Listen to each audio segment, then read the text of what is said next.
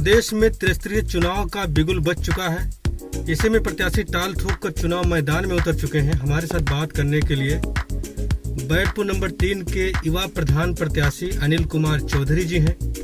इनसे हम जानते हैं कि इनकी क्या तैयारी है चुनाव को लेकर। सर, क्या तैयारियां हैं आपको चुनाव को लेकर? सर, त्रिस्तरीय चुनाव की तैयारी की बात है तो मेरी पूरी तैयारी है और मेरा कुछ मुद्दा है, उसी मुद्दा को लेकर मैं चुनाव लड़ रहा हूं, क्योंकि मैं चुनाव लड़ना नहीं चाहता था। मैं विगत 12 वर्ष से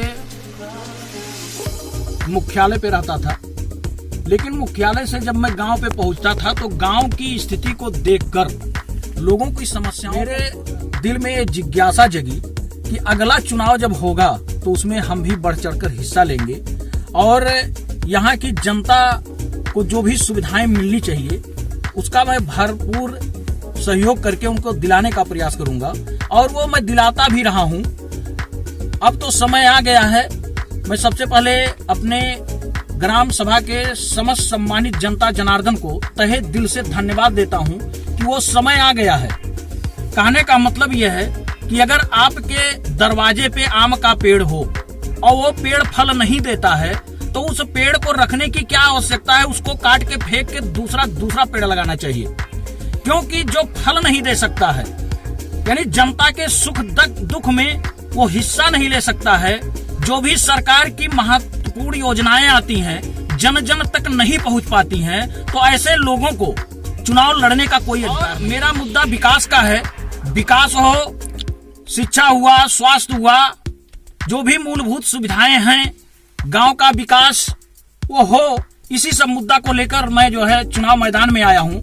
और अगर जनता जनार्दन का सहयोग मिला, और निश्चित मिलेगा भी, कारण यह है कि जनता जनार्दन से मैं ये अपील करना चाहता हूं कि जितने भी प्रधान पद के प्रत्याशी ग्राम सभा वार्ड नंबर 3 से लड़ रहे हैं, एक बार उसका ऑब्जर्वेशन यानी अवलोकन जरूर करें कि कौन प्रधान पद का ऐसा प्रत्याशी है, जुझारू प्रत्याशी है, जो कि आपके सुख दुख में बढ़ चढ़कर हिस्सा ले सके, आपके कदम से कदम मिलाकर चल सके। ऐसे लोगों को आप चुनिए जिससे कि आपके क्षेत्र का विकास हो, गांव का विकास हो। और एक चीज मैं जरूर आपको कहना चाहूंगा, इस चीज को लेकर हमारे दिमाग में हमेशा पिंच कर रहा था। किसी शायर ने कहा है कि हर जोर जुल्म के टक्कर में संघर्ष हमारा नारा है, हर पात्र व्यक्ति को लाभ मिले, संकल्प हमारा है, संकल्प हमारा है। इसी संकल्प के साथ मैं चुनावी मैदान में आया हूं और मुझे ये पूर्ण विश्वास है कि हमारे यहाँ की जनता वास्तव में बहुत सुशील, बहुत सज्जन है, इसलिए लोग उनको गुमराह करते हैं। लेकिन वो समय अब दूर नहीं है, वो समय आ चुका है कि अब की बार कोई भी प्रधान पद का प्रत्याशी हो, हमारी जनता को गुमराह नहीं कर सकती है, क्योंकि जब भी चुनावी बिगुल बजता है ग्राम सभा का, तो हम लोगों का ग्राम सभा वार्ड नंबर 3 बॉर्डर से, नेपाल बॉर्डर से सटा हुआ है। क्योंकि आप सब लोग भी अवगत हैं कि चुनावी मैदान में क्या होता है। बहुत से लोग दारू पिला के वोट लेते हैं, बहुत से लोग 500 का नोट देकर वोट लेते हैं, लेकिन अब की बार हमारी जनता जो है ग्राम सभा की इतनी जागरूक हो चुकी है कि इन सब के चक्कर में आने वाली नहीं है। वो प्रत्याशी खोज रही है और प्रत्याशी उनको आने वाले समय में निश्चित ही वही होगा और भारी मतों से मुझे विजयी बनाएंगे। ये मुझे पूर्ण विश्वास अपनी जनता के ऊपर। मित्रों, एक चीज मैं और आपको बताना चाहूंगा सर, कि हमारे यहाँ जब मैं नौगढ़ से घर पे आता था तो शौचालय की, जो कि यशस्वी प्रधानमंत्री नरेंद्र मोदी जी का बहुत ही महत्वपूर्ण योजना था, स्वच्छता मिशन को लेकर उन्होंने उस पे काफी धन भी खर्च किए, लेकिन जिस हिसाब से ग्रामीण में शौचालय हर घर को मिलना चाहिए, नहीं मिल पाया है। एक चीज और मैं आपको बताना चाहूंगा, किसी भी मार्ग से अगर आप निकलिए ग्रामीण क्षेत्र के मार्ग से, वहां की स्थिति बद से बदतर है। आप वहां पे एक चीज और मैं आपको बताना चाहूंगा कि गंदगी का इतना अंबार लगा हुआ है, बहुत कुछ करने की आवश्यकता है। इसी तड़प के साथ, जनता के कदम से मिलाने के साथ मैं ये काम कर रहा हूं, इसीलिए राजनीति में कदम रखा हूं। और निश्चित है कि कदम लेती है झुक कर के मंजिल। अगर मुसाफिर अपना हिम्मत न हारे तो मैं हिम्मत नहीं हारा हूं, जनता मेरे साथ है और निश्चित ही इस चुनाव में मैं उन माता बहनों को भी विश्वास दिलाना चाहता हूँ, अपनी माता बहनों को मैं ये विश्वास दिलाना चाहता हूँ कि अगर आप लोगों का सानिध्य प्रेम मिला तो निश्चित ही इस ग्राम सभा को मैं ऐसा बनाऊंगा कि ये ब्लॉक नहीं, जिला नहीं, प्रदेश में इसकी एक छवि बने और लोग ये कहें कि वास्तव में बर्डपुर नंबर 3 का जो प्रधान है वो ऐसा प्रधान होना चाहिए और इसकी गूंज पूरे प्रदेश में होगी। मैं ऐसा कुछ सोच रहा हूँ जी। जनता आपके साथ है। जनता अगर आपको चुनती है तो आप जनता के लिए क्या करेंगे और गांव के विकास के लिए क्या कुछ कर पाएंगे?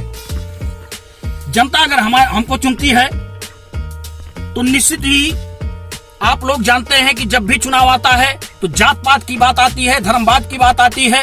लोग जात के नाम पे, धर्मवाद के नाम पे लोगों को गुमराह करते हैं और जैसे चुनाव खत्म हो जाता है और प्रधान जब चुन के आता है तो हर जगह अगर आप किसी गुमटी में बैठेंगे तो लोगों से यही सुनने को मिलता है कि बहुत बड़ी भूल हो गई कि ऐसा प्रधान हम लोग चुन लिए। इसलिए मैं जनता को एक विश्वास दिलाना चाहता हूं कि अगर हम प्रधान के तौर पे आए तो निश्चित ही आपके सम्मान की लड़ाई लड़ूंगा और जो भी आपकी समस्याएं हैं उसको मैं पूरा करवाने का प्रयास करूंगा और वो करता भी हूं, करता रहूंगा।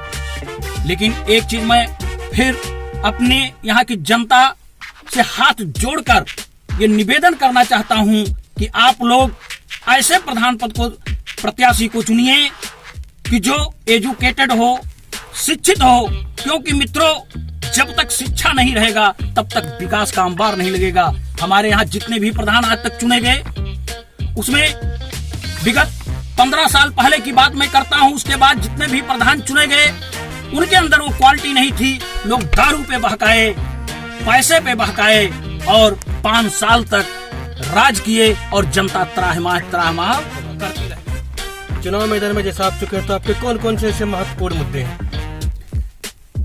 मेरा सबसे महत्वपूर्ण मुद्दा है कि हमारे जो नन्हे मुन्ने बच्चे हैं उनको शिक्षा मिले, क्योंकि शिक्षा जब तक नहीं रहेगा तब तक लोग अपना अधिकार नहीं समझ पाएंगे और जब तक लोग अपना अधिकार नहीं समझेंगे तब तक वो आवाज नहीं उठा पाएंगे। लोगों से गुमराह होते रहेंगे। आज तक की जो समस्याएं हैं केवल लोग गुमराह करते हैं और उसी गुमराहियत में 5 साल बीत जा रहा है।